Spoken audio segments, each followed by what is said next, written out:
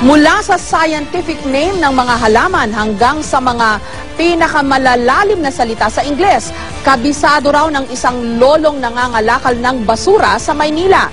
Hindi man daw siya nabigyan ng pagkakataong makapagtrabaho kahit nagtapos ng kolehiyo, hindi raw siya tumigil sa pagpapayaman ng kanyang kaalaman. Kilalanin siya sa report ni Lay Alves. I am Alfredo Manuel, who live in Santa Ana, Manila. Siya si Alfredo Di Chanco Manuel. Kadalasang makikita siyang palakad-lakad sa Pedro Hill at Taft Avenue sa Maynila. Kung hindi nagbebenta ng dyaryo, namumulot siya ng mga mapapakinabangang basura. Kapag di naman abala sa paghahanap buhay, makikita siyang nagsusulat.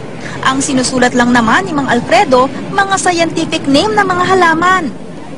Scientific name ng mango, mangga. Mangifera indica. Sampagita. Has meaning sandbak. Ang waling-waling is Banda Sandariano. Tapos daw sa kolehiyo si Mang Alfredo, pero karamihan daw sa kanyang mga alam ay produkto ng self-study. Mahilig daw kasi siyang magbasa, lalo na tungkol sa botany. Napakasarap kung mag-aaral lang ang iba. Binibote ko ang time ko sa ganito, sa writing, reading, research. Sa pakikipag-usap ko kay Mang Alfredo, natuklasan kong magaling din siyang mag-Ingles. At hindi rin basta-basta ang kaalaman niya sa Ingles dahil pati bokabularyo ng mga di karaniwang salita ay alam din niya. Iconoclast, an image destroyer, nepenthe, a drug inducing forgetfulness of sorrow. Tintinabulation is the ringing of bells. Frustrated teacher si Mang Alfredo. Taong 1986, nagtapos daw siya ng kursong education at pumasa sa licensure exam sa kaparehong taon. Pasado rin daw siya ng civil service exam. Yung motivation, you have to encourage each and every one of you to be successful in life.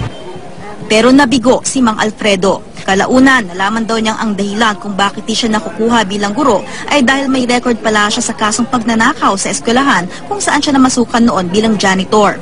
Eh, wala naman akong kaalam-alam dyan sa pangyayaring yun. Dahil sa pagkadismaya, nangalakal na lang daw siya ng basura. Maraming namamangha at nanghihinayang sa talino ni Mang Alfredo. Kabilang sa kanila ang UP professor na si Professor Benjamin Mangubat. He knows more than I do. So I want to write a book about him.